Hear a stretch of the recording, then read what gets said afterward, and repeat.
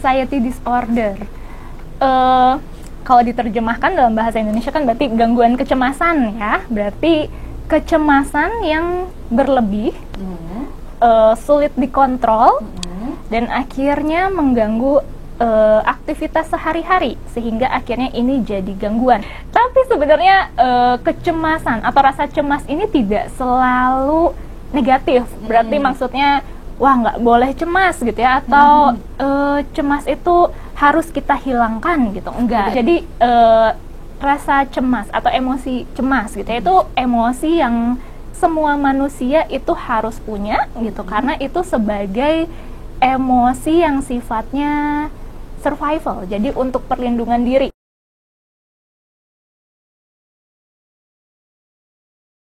Kalau untuk penyebabnya bisa kita golongkan dua faktor. Ada faktor internal gitu ya, ada faktor eksternal. Kalau yang internal biasanya dari genetik misalnya gitu ya. Jadi tapi tidak selalu. Tapi orang-orang yang misalnya punya riwayat keluarga punya gangguan kecemasan akan lebih rentan misalnya gitu ya, untuk keturunannya juga punya kondisi kecemasan, tapi tidak selalu.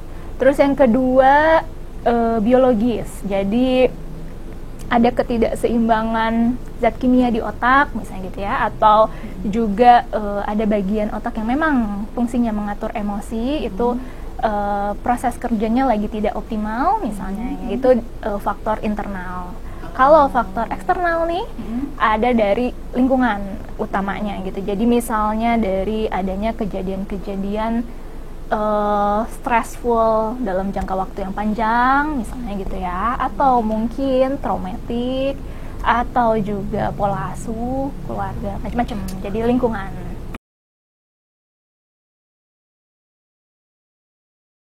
Kalau kita berpacu dari DSM itu pedoman yang kami pakai gitu ya untuk mendiagnosa gangguan mental, itu ada beberapa anaknya gitu ya, anxiety itu. Jadi misalnya fobia, spesifik fobia itu salah satu dari jenis anxiety juga. Kemudian juga kayak misalnya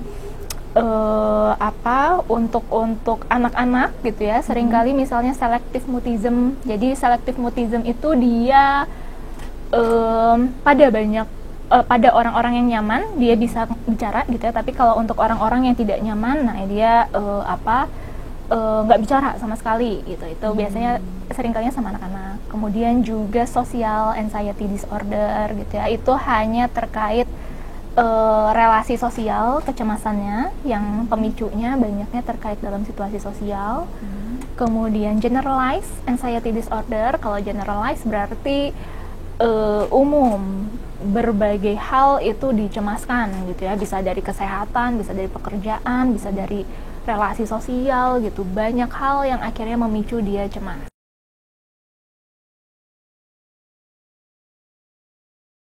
Pengobatannya, penanganannya gitu ya, untuk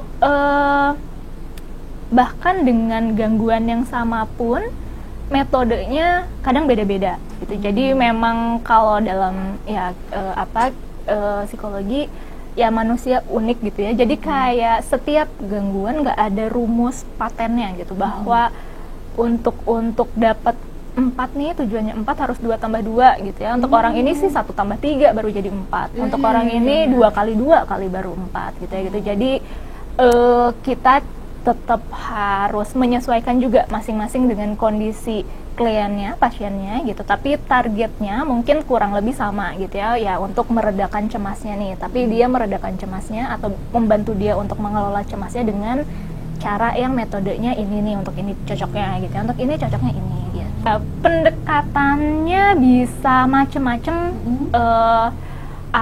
Kalau biasanya yang saya pakai, saya gunakan, salah satunya psikoterapi yang saya pakai tuh CBT namanya.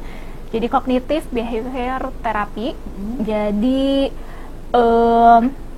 terapi yang akhirnya membantu klien kita untuk akhirnya menyadari, terinsight bahwa oh saya punya pola pikir kayak gini nih, nggak efektif ternyata gitu ya. Ini membuat saya akhirnya cemas gitu, dan juga saya punya kebiasaan perilaku yang juga nggak efektif nih gitu. Nah itu disadari dan dirubah.